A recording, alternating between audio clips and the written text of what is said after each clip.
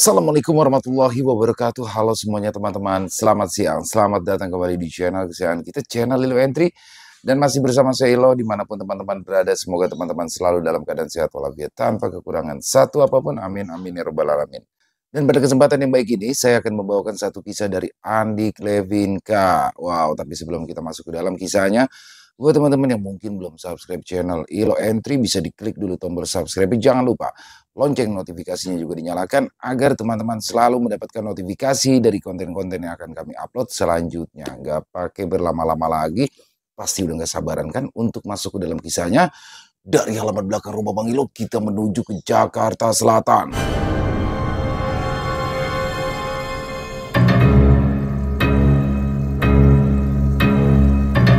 Kisah seorang pemuda yang terobsesi menjadi dukun sakti. Kisah Rukiat.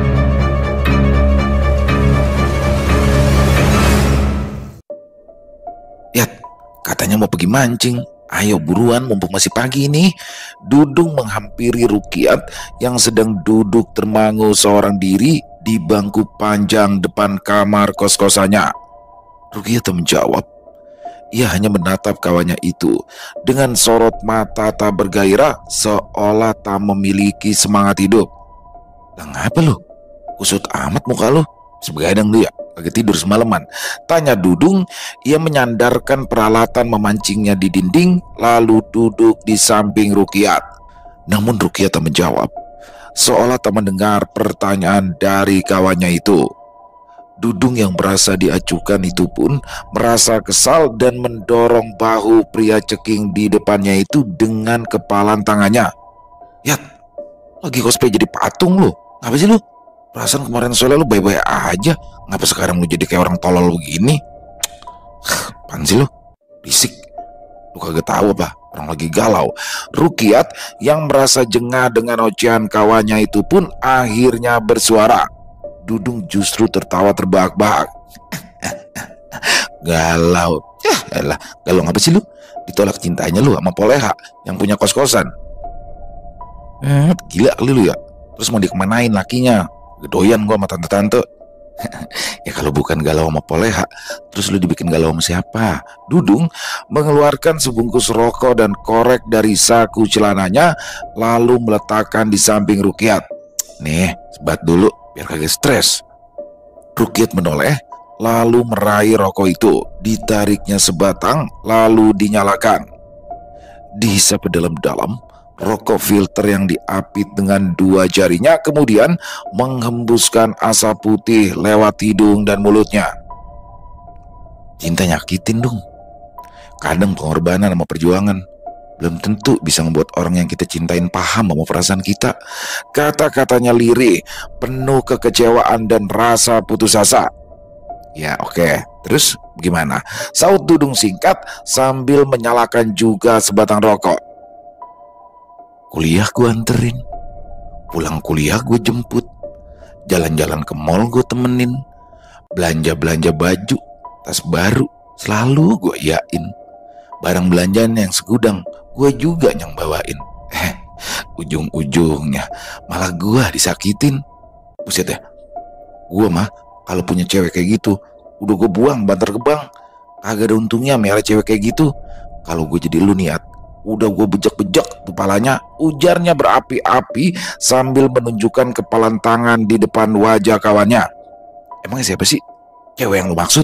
Tanya Dudung penasaran. Rukiat menghela nafas dalam, menghembuskannya perlahan, lalu menjawab pelan. Valencia dong. Dudung terbatuk, matanya membelalak tak percaya. Valencia? Anak Pak Peri? Rukiat mengangguk ragu. Dengan ekspresi serius, Dudung menegaskan kalimat pernyataan Rukiat yang diubah menjadi pertanyaan. Tadi dulu nih, jadi lu selama ini kemana-mana udah nganterin dia, nemenin dia belanja, disuruh mana aja, kapan aja lu siap, tapi ujung-ujungnya lu disakitin. Rukiat lagi-lagi mengangguk tapi lebih cepat. Gila nih, bener-bener gila. Dudung menggeleng seolah tak percaya. Emang kayak gitu dong kenyataannya. Lu yang gila, gupret. Lah kerjaan lu kan emang bakal nganterin dia, nganterin bapaknya juga. Lah lu kan supirnya Rukiat, tugas lu ya emang bakal nganterin Pak Peri sekeluarga kemana aja mereka mau. Rukiat cuma nyengir sambil menggaruk-garuk pipinya yang tak gatal. Ya bagaimana lagi, namanya juga cinta ya, kagak bisa milih mau sama siapa. Tapi gue tulus sama dia dong. Dulu dia pernah curhat nih, katanya dia tuh suka sama cowok yang tulus. Ya makanya gue berusaha deh bakal nunjukin ketulusan gue sama dia. Tulus dari Hong Kong. Lah emangnya kapan dicurhat sama lo? Hah? Ya kagak curhat sama gue sih sebenarnya.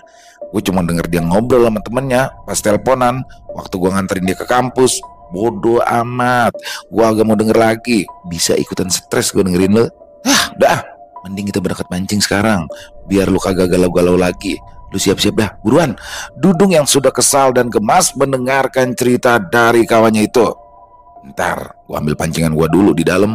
Rukiat pun bangkit dari duduknya dan hendak masuk ke dalam kamar kos-kosannya. Namun baru saja sebelah kakinya melangkah masuk, tiba-tiba ponsel di sakunya berdering, wajahnya berubah sumringah saat melihat siapa yang menelpon. Valencia. Astaga, Valen nelpon gue dong. Bentar, gue angkat dulu teleponnya, ujarnya bersemangat. Dudung hanya melengos sambil memutar bola mata malas. Halo, Non Valen, ada apa ya Non ya? Halo, Rukiat, cepet kesini ya. Papa tadi kesurupan terus pingsan, aku takut. Siap Non, saya ke rumah Non Valen sekarang juga ya. Panggilan terputus. Rukiat langsung segera mengganti baju kaos bututnya dengan kemeja abu-abu dan celana jeans hitam. Tak lupa ia juga mengenakan sepatu kulit miliknya. Lah, lu mau ke sana? Lah kagak jadi dong kita mancingnya. Gimana sih lu? Kagak jadi, sorry. Valen lebih penting. Dia lagi butuhin gua. Lu tahu sendiri barusan dia nelpon minta gua datang. Lah gua sebagai pahlawan kudu selalu ada bakal dia. Alah pret lah, makan tuh cinta. Ya udah, kalau gitu gue mancing diri aja. Percuma juga gue nungguin dari tadi. Serunya sebal, Dudung pun meraih alat pancing yang bersandar di dinding dan berlalu pergi begitu saja sambil menggerutu tak jelas. Sedangkan Rukiat, ia berjalan kaki menuju tempat bosnya yang berjarak sekitar 1 kilometer dari kosannya. Non, bagaimana keadaan Pak Peri? Tanya Rukiat saat dia menapakkan kaki ke teras rumah megah tersebut. Valen yang sedari tadi menunggunya di teras pun segera menarik tangan Rukiat masuk ke dalam rumah. Papa gak sadar ya. Tadi habis ngamuk, teriak-teriak, terus tiba-tiba lemes, terus gak sadarin diri. Ayo bantu aku bawa papa ke kamar. Siap Non. Rukiat tampak salah tingkah digandeng gadis yang ia kagumi itu. Jantungnya berdegup kencang. Baru kali ini anak majikannya itu menggandeng tangannya, meskipun bukan dalam momen mesra, tapi dalam keadaan panik. Rukiat, panggilan itu menyadarkan dirinya dari lamunan. Kok malah senyum-senyum sih? Ayo cepet angkat papa, bawa ke kamar. Siap Non, jawabnya terbata. Ia pun berjongkok menyelipkan tangan kanan di bawah pundak Pak Ferry, sedangkan tangan kirinya di bawah paha. Otot lengannya mengencang, ekspresi wajahnya menegang, suaranya menggeram kencang.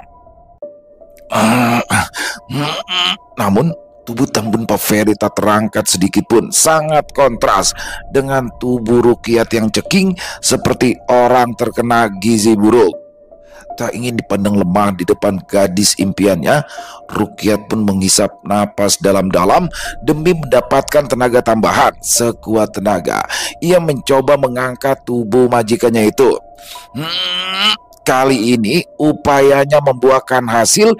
Tubuh Pak Ferry terangkat sejengkal dari lantai, perlahan semakin naik lagi, dan pret, jeritan tertahan dari lubang belakang terdengar nyaring, memekakan telinga, meruntuhkan harga diri.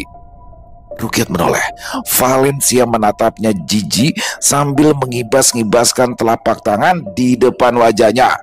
Hancur sudah image lelaki jantan di depan gadis cantik bak bidadari itu. Setidaknya itulah yang ada di pikiran pria itu. harga dirinya luruh bersamaan dengan tubuh Pak Ferry yang jatuh menghantam lantai yang dingin tanpa sengaja. Aduh, Pak Ferry melenguh. Ia tersadar dari pingsannya. "Rukiat, kamu apa-apaan sih? Awas, minggir," tegur Valencia kesal. Rasa kikuk, malu dan bersalah membuat Rukiat tak tahu harus bagaimana selain minggir dan membiarkan Valen menghampiri ayahnya. Sambil mengibas-ngibaskan tangan untuk mengusir bau yang memang mengganggu, Valen segera duduk di samping Pak Ferry berusaha mendudukkan ayahnya. Papa nggak kenapa-napa kan?" Pak Ferry tampak memegangi kepala belakangnya yang barusan sempat terbentur lantai. Nafasnya tersengal, hidungnya mengkerut sambil mengerjapkan mata. Bau sekali. Bau apa ini? Apa ini bau sosok seperti nenek-nenek tadi ya? Enggak, Pak. Papa nggak usah takut lagi. Sudah ada aku sama Rukiat di sini. Valen berusaha menenangkan ayahnya sambil sedikit menahan nafas. Tapi baunya masih ada, sayang. Papa takut sosok itu masuk lagi ke tubuh Papa. Mata Pak Ferry melirik ke sana kemari seolah mencari keberadaan sesuatu yang tak kasat mata. Jangan takut, Bos. Rukiat berniat membantu menenangkan. Jangan takut dan jangan khawatir. Ini bau kentut, bukan bau nenek-nenek. Ayo, Rukiat, bantu bawa saya ke kamar. Rukiat pun segera mendekat dan mengalungkan lengan kiri Pak Ferry pundaknya, sedangkan Valen menuntun ayahnya di sisi yang berlawanan. "Rukiat, kamu jangan pulang ya." Kalimat itu keluar dari bibir Valen saat ia sedang menyuapi ayahnya di dalam kamar. "Saya disuruh jaga, Non?" tanya Rukiat sambil jempolnya menunjuk dirinya sendiri. "Iya, kamu gak keberatan kan? Kalau kamu keberatan gak apa-apa. Aku akan cari orang lain untuk jagain Papa dan juga buat gantiin kerjaan kamu sebagai supir." "Jangan, Non." "Iya, Non. Siap, saya bakal jagain Pak Ferry sama Non Valen." "Ya udah, kalau begitu malam ini kamu tidur di kamar aku aja ya." Mata Rukiat membelalak tak percaya. Dia menelan ludah karena grogi. Tidur sama Non Valen?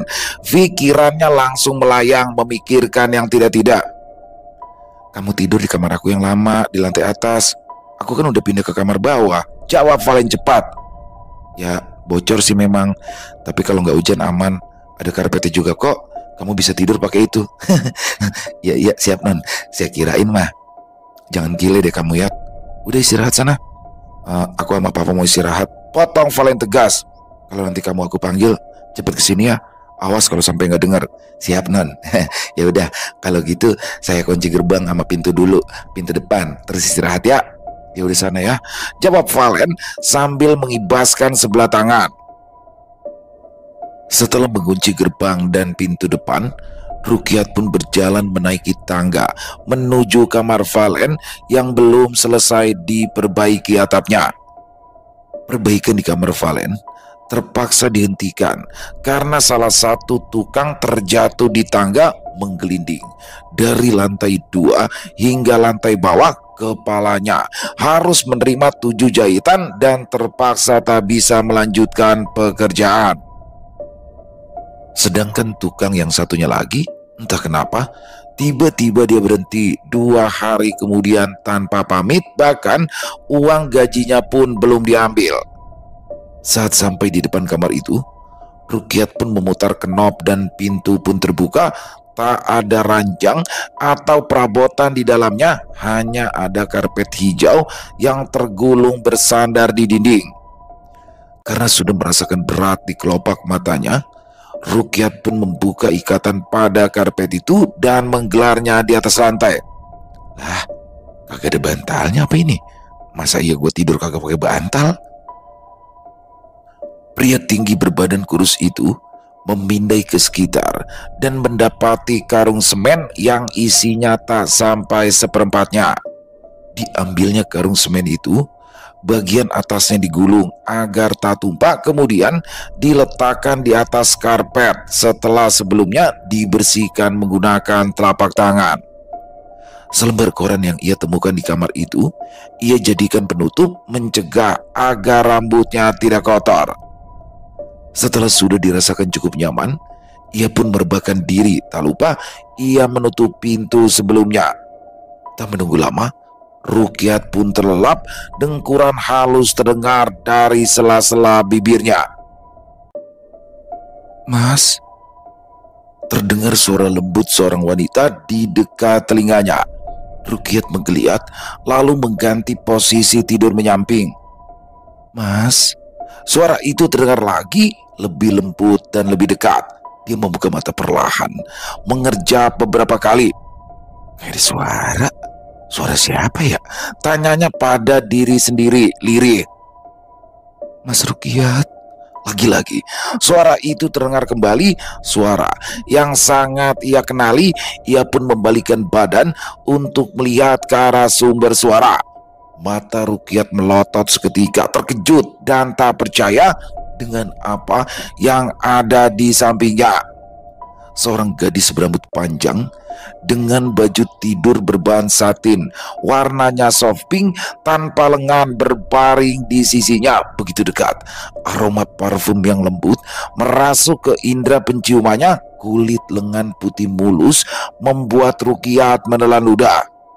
Gadis itu tersenyum manis, lalu menggigit bibir bawahnya. "Mas, kamu udah bangun?" tanyanya lembut. "Non Palen?"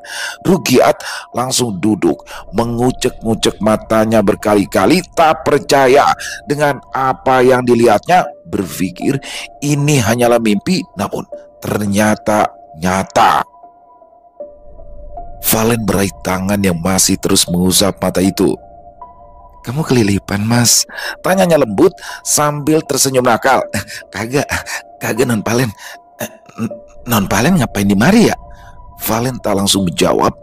Ia menatap mata Rukyat lekat, kemudian perlahan pandangannya terus turun ke bawah, menatap bagian bawah perut pria itu dan meraihnya tanpa peringatan. Rukyat pun tersentak. Non Palen ngapain? Jangan Non, anu saya kecil." Bukan, maksud saya jangan, nanti Pak Peri tahu. Bisa-bisa saya dibunuh kalau tahu saya macam-macam sama Non." "Kamu tenang aja ya, mereka sudah tidur, gak akan ada yang tahu." Tapi Non, tanpa memberi kesempatan Rukyat melanjutkan kalimatnya, Valen mendorong tubuhnya hingga rebah di atas karpet. Dengan beringas, Valen melucuti semua yang dikenakan Rukyat dan juga apa yang dikenakan dirinya sendiri. Nurani Rukyat ingin menolak karena itu adalah hal terlarang, namun akal sehatnya seolah lenyap menyaksikan keindahan yang terpampang di depannya. Dan pada akhirnya hal itu pun terjadi. Rukyat pun akhirnya melepaskan apa yang belum pernah ia berikan kepada siapapun. Dan ketika gelombang pasang itu pun datang bersamaan, seolah dirinya melayang tinggi di angkasa. Rukyat tersenyum puas, rasa bersalah seolah lenyap. "Kamu hebat sekali deh, Mas," puji Valen masih di pelukan Rukyat. "Tambah lagi yuk, Mas, mumpung mereka masih tidur." Di sini ada yang mengganjal dari ucapan Valen. "Mereka? Mengapa mereka?" tanya Rukyat, matanya masih setengah terpejam karena kelelahan yang hebat. "Mereka? Valen dan Ferry." Serak. Kali ini suara itu berubah serak. Rukyat membuka mata dan mendapati Valen yang cantik jelita kini telah berubah menjadi sosok wanita tua berambut putih dengan wajah pucat dipenuhi darah dan anak. Rukyat mendorong sosok itu lalu duduk dan berusaha bangkit, namun ia justru terjengkang ke belakang ingin berdiri, tapi rasa panik dan ketakutan yang memuncak membuat kakinya hanya menendang-nendang ke sembarang arah. Suara tawa melengking yang sedikit serak menggema di dalam ruang. Sekali lagi pria itu berusaha bangkit dan kali ini berhasil. Tubuhnya terhuyung, menabrak dinding sebelum akhirnya bisa berlari ke arah pintu, memutar anak kunci dengan tangan gemetar kemudian keluar. Tanpa selai benang pun yang menutupi tubuhnya, ia terus berteriak sambil menuruni anak tangga. Pak Ferry dan Valen yang mendengar teriakan itu langsung turun dari tempat tidur dan keluar. Rukiat yang terbirit ketakutan pun menabrak tubuh Valen yang keluar kamar secara tiba-tiba, membuat gadis itu terempas ke belakang dengan tubuh Rukiat menindih di atasnya. Valen berteriak histeris, begitupun dengan Rukiat yang tak kalah histeris mengira jika gadis itu adalah hantu yang tadi. "Lepaskan anak saya, bajingan!" Pak Ferry menarik tubuh sopirnya yang sedang menindih anak gadisnya kemudian menghempaskannya dengan sekuat tenaga. Brak! Tubuh pria kurus itu terhempas tanpa ampun di atas lantai keramik putih yang dingin. Pak Ferry memeluk anaknya yang terduduk di lantai tampak syok. Gadis itu membenamkan wajah di dada ayahnya agar tak melihat pemandangan yang baginya menjijikan itu.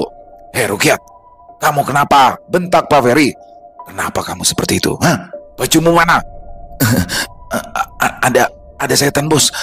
Setan mirip banget teman non Palen. Barusan begituan sama saya." "Apa?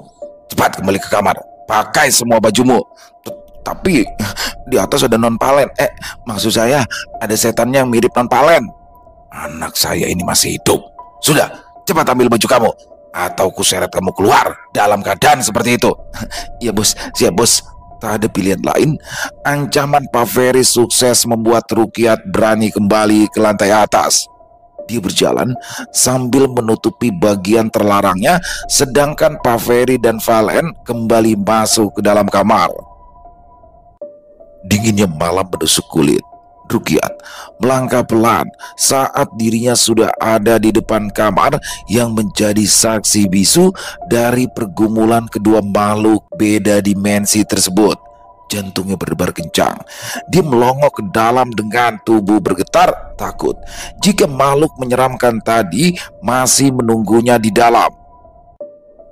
Dan ternyata tak ada siapapun di sana. Dengan langkah cepat, bagai kijang jantan, Rukiat memungut pakaiannya yang berserakan di lantai, kemudian membawanya keluar kamar dan memakainya dengan tergesa. Hatinya was-was. Sesampainya di bawah, Pak Ferry berdiri sambil berkacak pinggang, raut wajahnya menampakkan kekesalan. "Rukiat, apa yang sebenarnya terjadi?" Suaranya menggelegar bagai petir menyambar.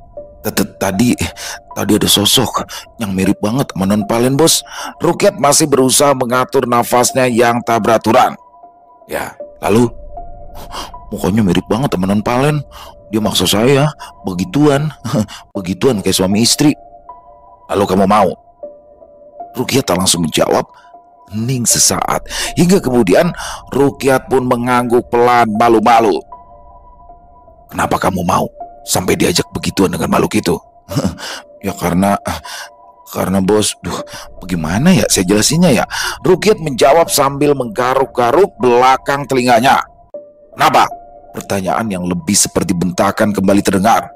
"Kalau jawab itu jangan setengah-setengah." Ya karena saya pikir mah itu beneran non Palen, makanya saya mau." Rukiat menjawab takut-takut sambil melirik ke arah Pak Ferry dan Valen yang ternyata berdiri di ambang pintu keluar. Valen menutup mulutnya yang sedikit terbuka dengan kedua telapak tangannya. Dengan langkah lebar, Pak Ferry menghampiri Rukiat. Dicengkramnya lengan pria itu dan ditariknya menuju ke depan dengan kasar. "Pergi kamu dari sini. Mulai besok kamu gak usah kerja di sini lagi." "Lah, salah saya apa ya bos?" tanya Rukiat terhuyung sambil berusaha menyeimbangkan langkahnya. Anak kunci diputar searah jarum jam dan pintu pun terbuka. Tubuh Rukiat didorong keluar. "Salah kamu adalah sudah berpikir bahwa itu adalah Valen." "Lah tapi bos, lah itu kan bukan non Palen yang asli. Itu cuma mirip." "Tadi kamu bilang kamu mau diajak berhubungan, karena kamu mengira jika dia adalah sosok Valen yang asli. Nah, tapi kan bukan beneran non Valen, bos. Rukiat berusaha membela diri. Ya memang. Tapi itu sudah menjelaskan kalau pikiran kamu kotor. Kamu mau karena mengira jika itu adalah anak saya. Itu artinya kamu mau sama anak saya. Saya nggak mau. Kamu tetap di sini karena pikiran kotor kamu bisa membahayakan Valen. Lah tapi bos, saya kagak. Biak! Pintu dibanting kencang, menimbulkan suara yang memekakan telinga. Rukiat berdiri lemas. Dia tak menyangka nasibnya bisa seburuk ini. Dia berjalan menuju gerbang. Ternyata pagarnya dikembok dan kuncinya ada di dalam. Tak ada yang menjaga gerbang sejak Mang Udin pulang kampung seminggu yang lalu untuk menikahkan putrinya. Mau tak mau, dia pun harus memanjat untuk keluar dari pagar. Tak mungkin. Ia mengetuk pintu dan meminta Pak Ferry untuk mengambilkan kuncinya. Ia melangkah gontai, menyesali apa yang baru saja terjadi. Dia telah kehilangan pekerjaannya. Tidak, bukan hanya itu saja. Dia kehilangan pekerjaan dan hilang keperjakaan. Kesuciannya hilang, direnggut secara sukarela oleh Valen Bajakan. Kini ia sudah tak segel lagi, dan hal itu diketahui oleh orang yang sangat Rukiat sukai, yaitu Valen yang asli. Hari demi hari berlalu. Tepat sebulan setelah kejadian yang merupakan aib memalukan baginya itu, Rukiat telah bekerja di sebuah toko buku. Bukan sebagai karyawan, melainkan sebagai tukang parkir. Jangan berpikir bahwa setelah kejadian itu Rukiat bebas dari gangguan. Tidak. Setidaknya makhluk itu datang sebanyak 2 kali mengunjungi Rukiat untuk meminta hal yang sama, masih dengan menyerupai sosok Valen. Namun Rukiat menolak dan memilih kabur keluar dan masuk lagi ketika pagi menjelang. Terkadang ia berpura-pura bermain ponsel hingga ketiduran di pos ronda yang bersebelahan dengan sebuah warung yang buka 24 jam tak jauh dari kos-kosannya. Rukiat, lu ngapa? Perasaan gue perhatiin lu tidur di pos mulu belakangan ini. Tanya si penjaga warung, Bang Juki. Kagak ngapa-ngapa bang, di dalam rumah gerah, kipas gue mati. Ya elah Yat. Lah kipas angin harganya pego, kagak bisa beli ngapa lu? Duit saya lagi tipis bang. Ini juga baru dapat kerjaan jaga parkir baru 2 hari. Ya udah, terserah lu dah.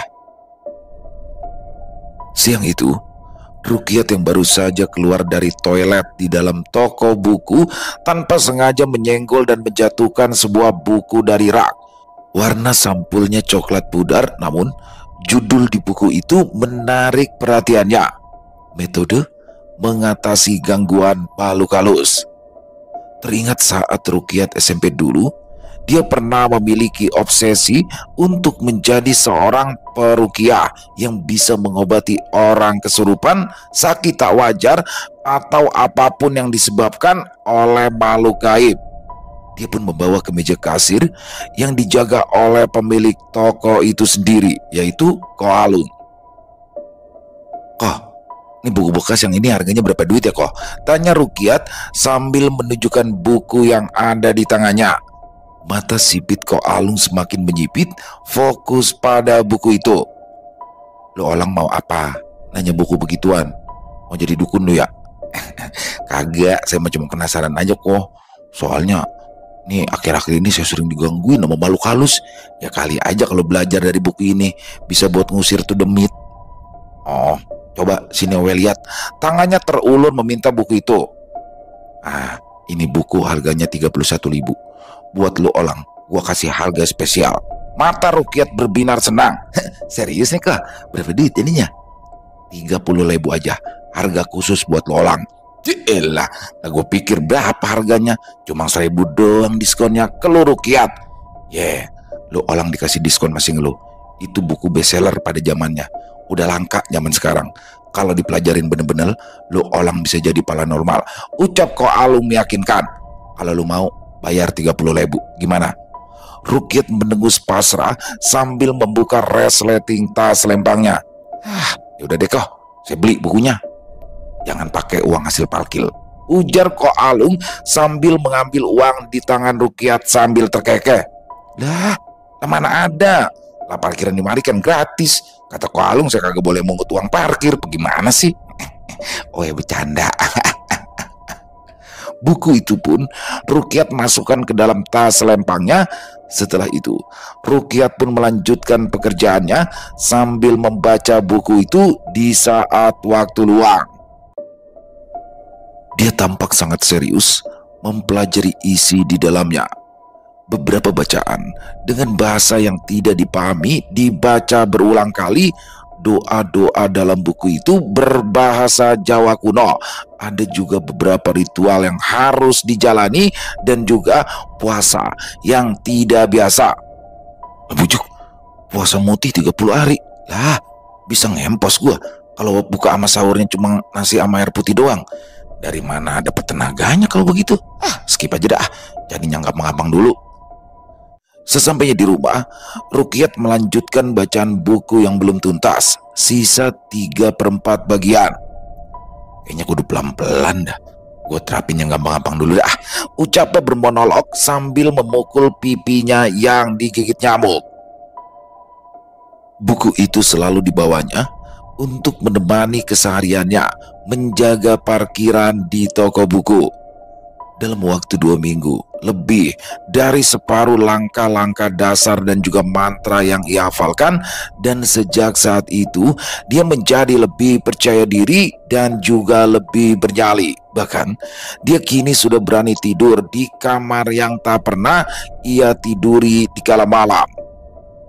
Pernah suatu waktu, jam sudah menunjukkan pukul 10:30 malam. Rukyat yang sedang bersiap tidur mendapatkan gangguan dari sesuatu yang tak terlihat. Panci kecil listrik yang biasa ia gunakan memasak dan menggoreng makanan tampak berguncang-guncang seolah sesuatu sedang memaksa keluar dari dalamnya. Rukyat duduk bersila menghadap panci tersebut, merapal mantra sambil menyatukan kedua telapak tangan di depan dada. Doa dalam bahasa Jawa diucapkan berulang-ulang sambil perlahan tangannya menunjuk ke arah panci yang bergetar.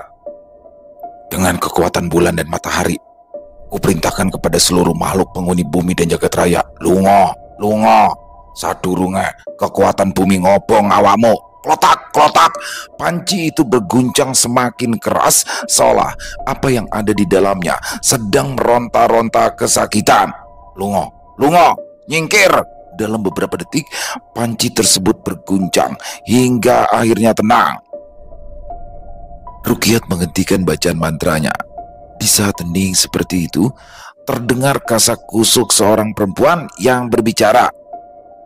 Itu si Rukyat ngapain di dalam ya? Berisik amat. Kagak tahu deh, biarin aja. Dah, diemin aja. Kini suara laki-laki terdengar. Suara yang Rukyat ketahui merupakan milik Paroni, tetangga kosnya.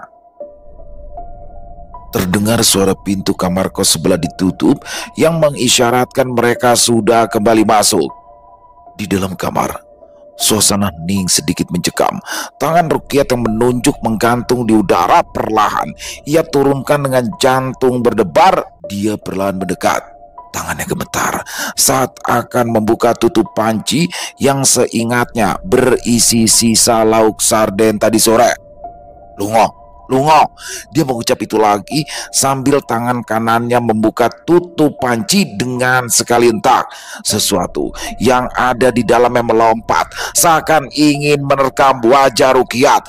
Dia yang tak sempat menghindar pun terjengkang ke belakang sambil mengumpat, "Bujuk, gua kata setan, kagak taunya tikus." Binatang itu berlari ke arah pintu dan keluar melalui celah sempit yang sering ditambal dengan koran, meninggalkan jejak kuah sarden di atas lantai.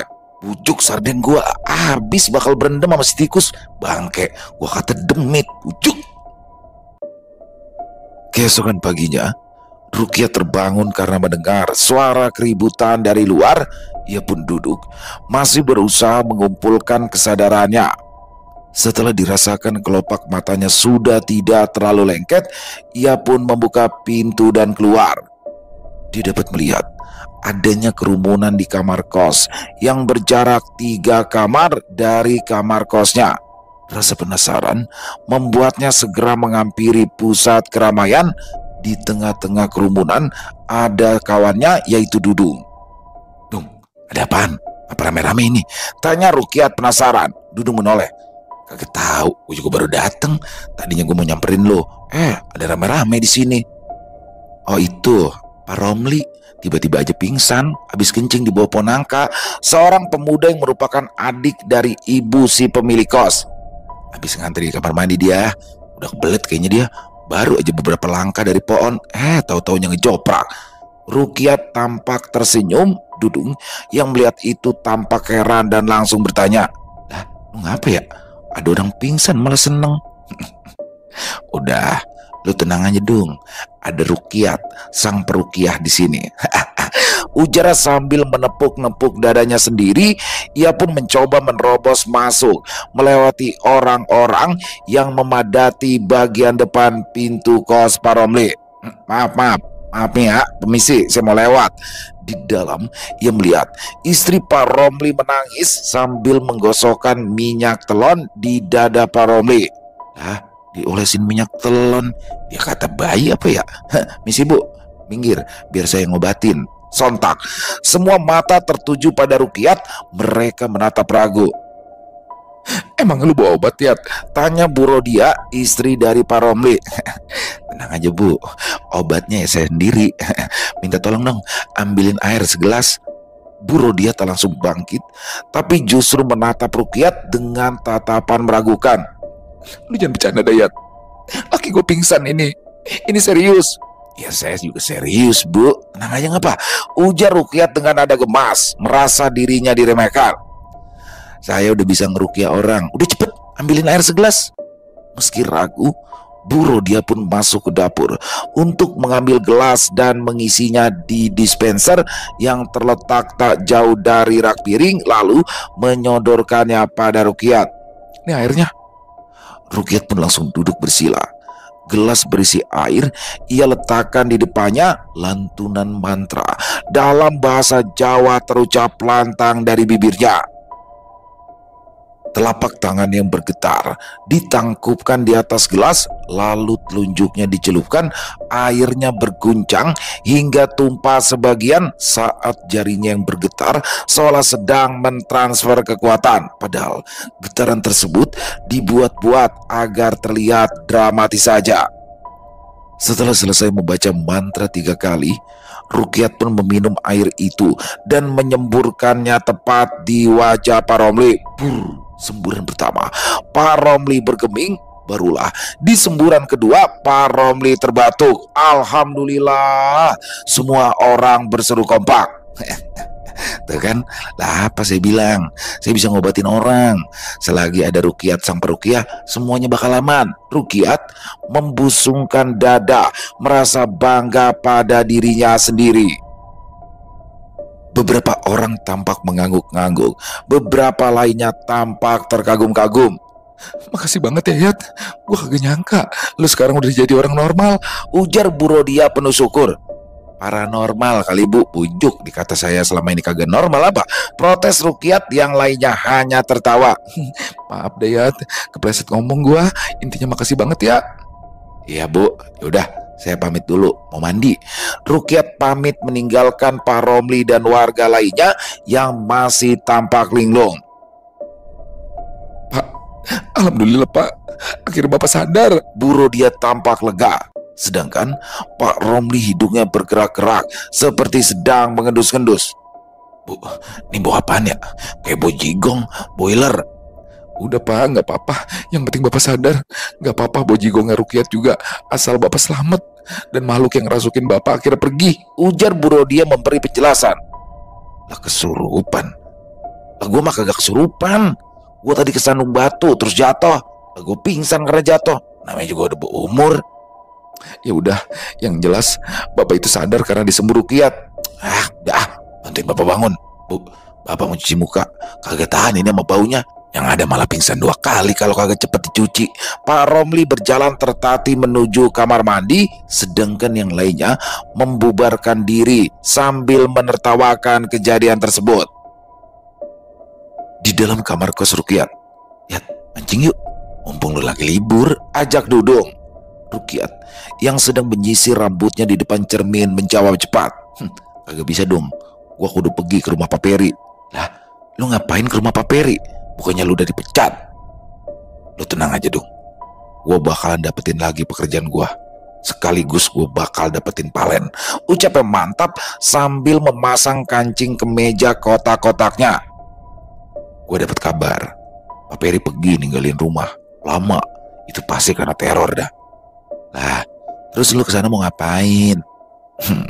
"Gua bakalan ngerukiat rumah, biar sosok demit penunggu di sana kabur. Kalau gue berhasil, gue yakin gue bisa kerja di sana lagi." Rukiat menjawab dengan sangat yakin. "Ya udah, gue ikut." Jangan dong." Rukiat tak ingin jika sampai Dudung tahu kejadian malam itu saat dirinya melakukan tindak asusila dengan makhluk itu. Soalnya di sana kagak sembarangan orang boleh masuk. Ya udah dah. 1 jam kemudian, Rukiat sudah berdiri di pintu gerbang rumah Pak Ferry. Ternyata Pak Ferry sudah kembali ke rumah tersebut. Terlihat di depan pos jaga, dia sedang berbincang dengan Mang Udin, security sekaligus tukang kebunnya. "Misi bos, selamat siang." Sapaan darinya membuat Pak Ferry dan Mang Udin menoleh. Wajah Pak Ferry langsung mengeras. "Apain kamu kesini lagi?" "Tenang bos, tunggu dulu. Saya kemarin niatannya baik. Saya mau ngusir makhluk jahat yang ada di rumah ini. Saya dengar Pak Peri sama Non Palen kagak betah tinggal di mari, ya kan? Makanya saya datang kemari buat ngusir makhluk astral yang menghuni sini." "Gak perlu. Saya sudah mau jual rumah ini." Jangan bos, kasih saya kesempatan ngapa? Bakal buktiin kalau saya bisa. Saya mah sekarang udah bukan Rukiat yang dulu lagi. Saya udah berguru mana-mana demi bisa ngelawan kekuatan-kekuatan negatif yang gangguin Pak Peri. Ucapnya berlebihan demi meyakinkan Pak Peri. Pak Peri diam sejenak sebelum akhirnya dia menjawab, "Baik, saya kasih kamu 1 kesempatan." "Siap Pak, kalau gitu nanti malam ya, saya kemari lagi habis Isya." Dan benar saja, selepas Isya, Rukiat datang kembali. Dia melangkah dengan pedenya saat memasuki rumah mewah itu dan mendapati Valen yang berdiri dengan wajah yang ketus berdiri di samping ayahnya di teras depan. "Maaf ini, semuanya tunggu di bawah aja ya. Setengah jam aja dah. Saya bakalan bikin tuh makhluk kabur." Rukiat berdiri sambil menenteng tas berisi buku mantra yang dibelinya di toko buku milik Koalung. "Ya sudah, cepat, buktikan. Kalau berhasil, kamu bakal saya kasih hadiah besar." Rukiat tersenyum menebak-nebak kira-kira hadiah apa yang akan diberikan oleh Pak Ferry. "Moga aja hadiahnya dapetin Non Palen," ucapnya dalam hati. Rukiat mengangguk, lalu berjalan mantap menuju lantai atas, tempat tragedi memilukan saat kesuciannya terenggut.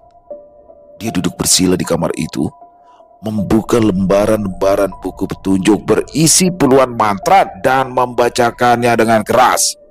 1 menit, 2 menit, hingga 10 menit tak ada yang terjadi. Hingga saat di menit ke-45 barulah hawa di ruangan itu berubah menjadi dingin. Rukiat duduk bersila dengan kedua telapak tangan disatukan. Lampu utama mendadak mati, menyisakan 1 buah lampu downlight yang masih menyala meski tidak terlalu terang. Dari balik tirai jendela, sebuah tangan putih dan keriput muncul. Rukiat membacakan mantra itu lagi, tapi kali ini lebih lengkap. Namun, makhluk itu tetap mendekat. Rukiat yang panik membuka halaman 61, membacakan mantra yang belum pernah ia praktekkan sebelumnya. Bagaimana dengan reaksi makhluk itu? Dia mengerang kesakitan? Tidak. Tapi dia tetap berusaha mendekat. Rukiat pun membuka halaman 87 yang berisi mantra sakti, mantra pamungkas. dibacakannya mantra itu lantang. Sambil telunjuknya mengarah pada makhluk itu, sosok nenek-nenek itu tiba-tiba berteriak sambil berguling-guling di lantai. Ampun, ampun, aku menyerah, aku akan pergi. Tak lama setelahnya, makhluk itu pun menghilang. Rukiat mengelap bulir-bulir air di keningnya. Bajunya juga sudah basah oleh keringat karena berada di dalam ruangan tanpa pendingin selama hampir 1 jam lamanya. Dia berdiri dan berbalik menuju pintu. Saat pintu terbuka, sebuah wajah penuh luka menyambutnya, menubrukkan tubuhnya ke Rukiat dan masuk begitu saja. Ternyata sosok itu belum pergi. Rukiat langsung ambruk di depan pintu. Tak lama setelahnya, ia membuka mata dan menggeram kencang sambil berjalan kayang menuruni anak tangga. Valen yang melihat Rukiat turun dengan posisi kayang tanpa ketakutan. Papa, itu Rukiat kenapa, Pak? Pak Ferry berdiri dan geleng. Sepertinya dia gagal. Dari awal Papa sudah yakin kalau dia cuma omong kosong. Ayo, kita pergi dari sini. Kunci dia dari luar. Pak Ferry dan Valen pergi meninggalkan Rukiat yang bukannya menuntaskan gangguan, tapi justru malah kesurupan. Pria itu ditinggalkan di dalam rumah dengan pintu yang dikunci dari luar. Keesokan paginya, Pak Ferry baru kembali lagi dengan membawa seorang pria berpakaian agamis, baju koko, sarung lengkap dengan peci dan sorban. Mari Ustadz, orangnya ada di dalam. Semoga saja nggak ngamuk lagi. Pak Ferry membukakan pintu dan mempersilahkan Ustadz Sobri masuk. Dia adalah Ustadz yang memang berpengalaman di bidang ruqyah selama bertahun-tahun. Mang Udin, semalam gimana dia? Apa teriak-teriak terus? Lalu ada barang yang dipecahin nggak? Tanya Pak Ferry pada Mang Udin. Kayaknya ada yang pecah deh Tuan. Abis itu saya nggak tahu. Saya milih tidur di pos jaga. Soalnya kata Tuan saya nggak boleh masuk ke sana. Ya sudah. Mari Pak Ustadz. Pak Ferry pun masuk bersama Ustadz Sobri, Valen, dan Mang Udin. Setelah mencari ke seluruh ruangan, akhirnya Rukiat ditemukan sedang menggaruk-garuk pintu kulkas di dapur sambil menggeram. Keadaan yang benar-benar berantakan. Tanpa membuang waktu, Ustadz Sobri mendekat dan langsung membacakan ayat-ayat suci Al-Quran sambil memegang kening Rukiat yang berteriak-teriak sambil sesekali memberontak. Ampun, panas, saya akan keluar. Keluar dan jangan kembali lagi. Makhluk yang bersemayam di tubuh Rukiat pun keluar, menyebabkan tubuh kurus Rukiat ambruk seketika. Dalam hitungan tak sampai 5 menit, Rukiat akhirnya sadar. Dia tampak seperti orang linglung. Saya ngapa bos? Ngapa saya ada di mari ya? Saya kan harusnya di kamar atas. Tuh makhluk harusnya saya usir. Suaranya lemah, nafasnya tersengal-sengal. Kamu itu kesurupan semalaman, ngamuk-ngamuk gak jelas. Makanya papa bawa Ustadz Sobri buat nyadarin kamu. Lagian jadi orang so jagoan banget, akhirnya malah jadi beban, ketus Valen.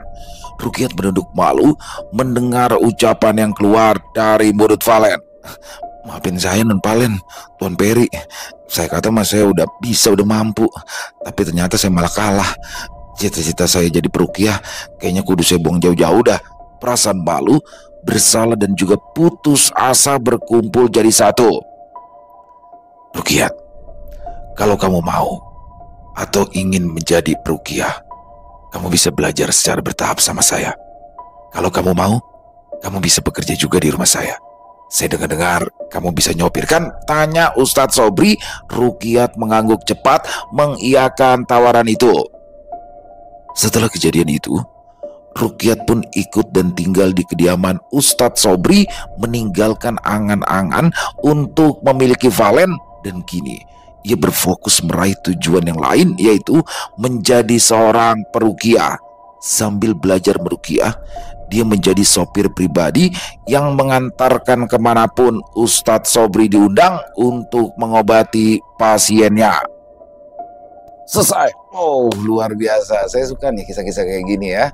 Kisahnya ringan tapi dapat banget nih, komedinya dapat, horornya dapat, dan pesan moralnya juga dapat sih di sini kalau menurut saya ya. Saya berharap Mas Andik nih kisah ini dilanjutkan nih, kisah Ruqyah sang peruqyah. Waduh, Ruqyah sang peruqyah. Jadi bagaimana di sini kisah seorang pemuda ya, pemuda Betawi bernama Ruqyah yang terobsesi terhadap anak bosnya, lalu dia belajar ilmu supranatural mungkin ya, yang mana pada akhirnya dia merasa wah udah bisa nih. Padahal yang pertama itu ada tikus di dalam pancinya. Yang kedua, itu orang pingsan itu bukan karena kesurupan, tapi karena ya udah tua jatuh mungkin kebentur apa pingsan. Nah dia nekat mau ngusir makhluk halus. Ya udah selesai deh tuh. Banyak banget lagi kekonyolan di sini ya. Dan semakin menarik ya di sini akhirnya Ruqyah menjadi pendampingnya Pak Sobri nih. Wow. Mudah-mudahan di episode berikutnya bisa lebih seru lagi dan Ruqyah benar-benar bisa menerima kemampuan dari Pak Sobri ya, menurunkan kemampuan dari Pak Sobri. Mas Andi keren banget kisahnya. Saya berharap kisah ini berlanjut dan semoga kisah barusan menghibur teman-teman semua ya, para pecinta penikmat horor misteri. Lebih khusus lagi kepada para subscriber dari channel Ilo Entry. Buat yang suka dengan videonya bisa diklik tombol like ya, tombol jempolnya. Buat yang punya komentar lain, punya pendapat lain bisa menuliskan di dalam kolom komentar atau sekedar saling menyapa, silakan. Insya Allah kami akan membalas satu persatu. Di akhir kata saya Ilo mengucapkan permohonan maaf apabila mungkin dalam pembawaan kisahnya barusan ada kata-kata saya yang salah ataupun ada kata-kata saya mungkin yang kurang berkenan. Saya mohon dibukakan pintu maaf yang seluas-luasnya. Sampai berjumpa lagi di konten-konten kami selanjutnya. Masih bersama saya Ilo di channel Ilo Entry. Salam sehat, sukses selalu untuk kita semua. Wassalamualaikum warahmatullahi wabarakatuh.